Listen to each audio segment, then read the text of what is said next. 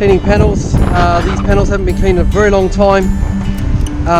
Solar panels actually, according to the manufacturer, need to be cleaned at least once a year.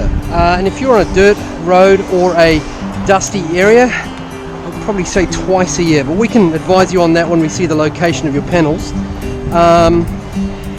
It's worth getting them cleaned, especially if you're on a good rate with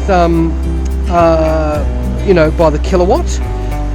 It's really worth it, and at the end of the day, why spend the money installing them if you're then going to just forget about them and never actually have them cleaned, in which case when they get dirty and dusty they don't absorb energy, which means you're then not getting your return on investment on the panels.